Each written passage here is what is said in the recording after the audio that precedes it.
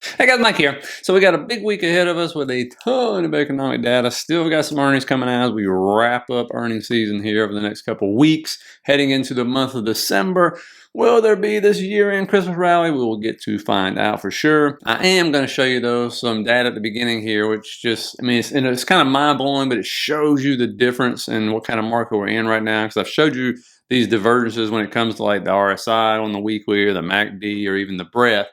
But I'll show you some others, and it's just, we've really never seen anything like it. And so, we're going to see how this is going to play out, but I always like to bring it to you. And some more economic data, which just, I don't know, it's kind of mind-boggling, which feeds right into those charts I'm going to show you and stuff. And then we'll talk about some charts to watch out for as far as possible breakouts going into next week and the rest of December as well, because there are a few setting up here. And when you look at this data here, I mean, no surprise. I just want to catch you guys up since it was the holiday week last week. Chicago PMI, disaster, below 50 is contraction. This thing's at like 40, so a major contraction. When you look at what's going on with the jobless claims, though, you got continuous jobless claims still ticking up, but look at the initial. I mean, just fell off a cliff. Remember, this is where they're all panicking, saying, oh my God, we're going into a recession right there. People are losing their jobs or whatever. And then it just dropped off a cliff. But looking at divergences you've just never seen before, look at what, obviously the SPY is doing, heading up, the S&P, and then look at JOLTS job openings falling off a cliff. But why is that? Because normally these follow almost hand in hand, right? But the reason why is because we shut down the world, the labor market went to crap, and all of a sudden there was all these openings and we had to fill them. And so that's why you're seeing this huge divergence. This is one of my favorites though, the Dow Industrial, right? Obviously the DJI is just absolutely setting new all-time highs. Meanwhile, you got the ISM Purchasing Managers Index just looks absolutely terrible. And so, another one of my favorite, SPX, Fed assets, when they roll off their balance sheet and shrink it, normally the S&P don't like it, and you can see that in the past right here, going back, I believe, to 2018 right there. But again, it doesn't matter. So all these different divergences happening in the market. So, we'll see how all that ends up playing out. But when you look at some stocks here, watch for Apple. It just slowly is just rounding up, setting a new all-time high last week very quietly. And so if this thing can break out above this is obviously one of your most heavy, or the most heavyweight stock there is, then expect this December rally to continue, right? So see if this breaks above the 237.33. And, when we look at this, where can it go? If it continues to hold this and break above it, well, we're going to pull this down and looking anywhere from 248.05 right there. Again, 257 and then 261 if it continues. But this area right here has been a beast for Apple to get through going back to July, as you can see right there.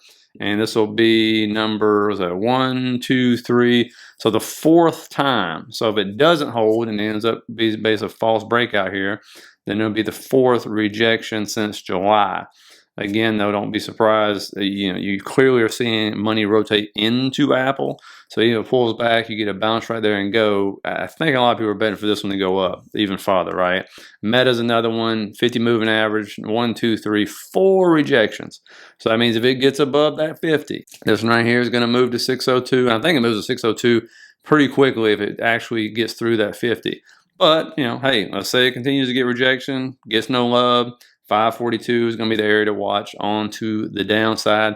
When you look at a 15-minute chart of this, though, looks like it's flagging to me, right? And flagging to go to the upside. And so if this breaks above that, just be looking for Meta. Again, this is another one that's been lagging right now since the election. Microsoft had basically not really a false breakout. It broke above, started selling back down, held this trend line right here, as you can see right there. Looks like it may be trying to form a bull flag as well. So we'll see if this one breaks up. And if these break up, I can almost guarantee you, yes, we're getting our year-end rally, okay? Another one to start watching out for here is you see NVDA holding the 50, right? We talked about this area, just holding the 50 multiple days now. And again, if it doesn't hold, I don't think we get the 200 moving average. And when you look at NVIDIA, it's pretty clear. You get over 140, obviously 144 in the card, really 144.35 is the key to get above for sure. But, again, 130, 178 seems to be support right now, seems to be holding. Doesn't mean, it's returning and going, oh, we're going to all-time new highs. Again, one of the members said, isn't this a head and shoulder? And I was like, it's the ugliest one I've ever seen. But you'll know because we can't get above 144.35 and hold it. then yes, that is a head and shoulders as ugly as it is. And then if it breaks 131.78, yeah, we're definitely going to head down to that 200 moving average, which a lot of people would like to see anyway. Now, looking at a couple stocks for the holiday seasons here, you can see the forecast. Forecast of $240 billion. And so if any of this comes to fruition, there are certain stocks that tend to do well in the holiday season. And one of the two I'm going to talk about here is Shopify. You can see that trend line. Really good day last week. Again, Black Friday specials and everything else going on. I probably have Cyber Monday tomorrow. So if it breaks above that trend line, which goes back to 2022, then be looking right in the area of 127.42 to be your next target on this one. Maybe even mitigates that whole daily fair value gap, which will take it down to 138 if I'm not mistaken. Another one's going to be Nike here, believe it or not. If this one breaks above the 50, and that's really the key, if it gets above that 50 moving average, there's a lot of confluence right there around like 86 bucks where you can have your 200 moving average, trend line resistance, and the year-to-date anchor VWAP. I've showed you Nike loves to get rejected off year-to-date anchor VWAPs. And so that would be just a natural target if it decides to move up right there. Again, this one's been a hot mess, but been getting some love as of lately, so we'll see if this one's going to continue. Also, Amazon, you can look at it. I don't have the chart here, but I've showed it to you. I mean, as long as you stay above 200, 205, then 210, then 214 really is the target.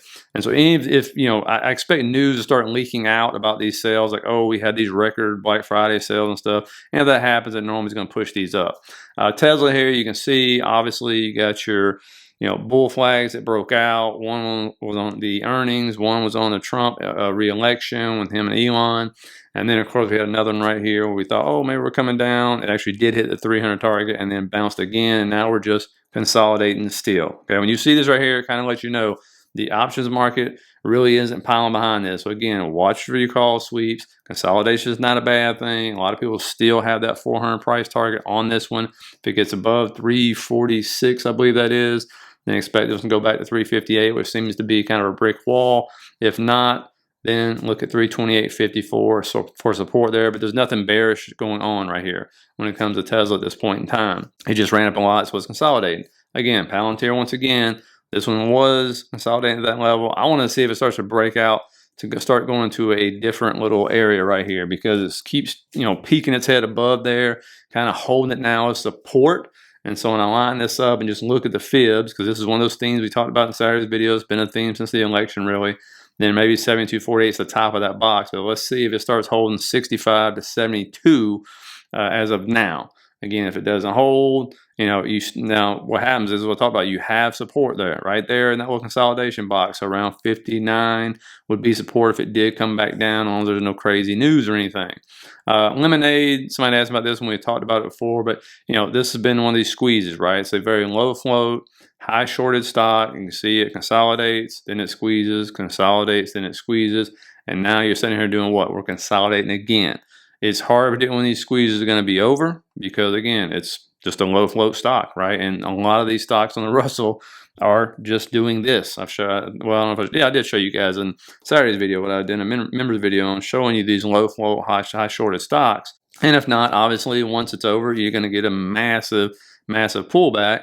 But until the party's over, we'll see, because right now the squeezes are getting shorter and shorter. So if we kind of just have fun and put this together and say, okay, well, if I look at this measurement here, first it squeezed up around 46%, the next squeeze coming out of the box around like 33%. So even if you get like a 25% squeeze up, somewhere in that area, it actually fits that box pretty well.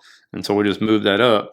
And again, I'll end up drawing up some fibs here to line it up and say, okay, right here, you can see that gives you 1.272, 1.618. If I just kind of delete that, move it up to the next one, again, these squeezes are getting shorter and shorter, right?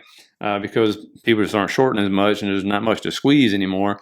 And that's the thing about the Russell. It's like you just don't know how long this is going to go on for, because how far are they going to squeeze these? That's really the bigger question. Okay, it's kind of like crypto. Like, how far are they going to keep squeezing these? And so I'm going to move this just for the fun of it. We'll see if this plays out or not. I'm going to put this box right here at the bottom.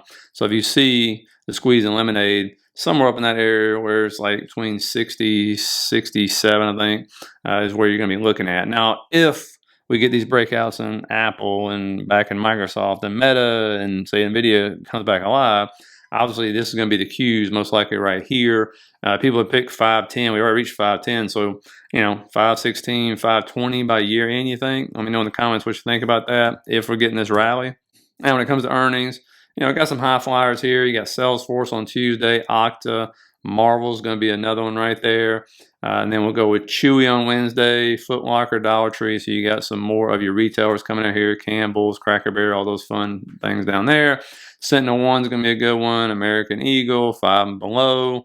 ChargePoint, I still can't believe that's still a business and still actually surviving, but it is. Thursday, Dollar General, TD Bank, and then Lululemon, UiPath, Ulta, DocuSign there that night. And then Petco, you can put that one in there if you want to. Nothing on Friday. And then we get the economic data, which is absolutely loaded. ISM manufacturing PMI, ISM manufacturing prices on Monday. Then you'll have the JOLTS job openings on Tuesday. A lot of FOMC members are speaking this week, by the way. Wednesday, ADP non-farm payroll, final services PMI, ISM services PMI. And then we'll end up with crude oil inventories. And then I don't know what Fed Powell is talking about, but he is speaking on Wednesday, so be aware of that. You'll also get the beige book.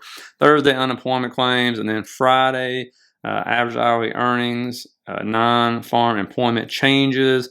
And then you'll get some consumer sentiment coming out as well.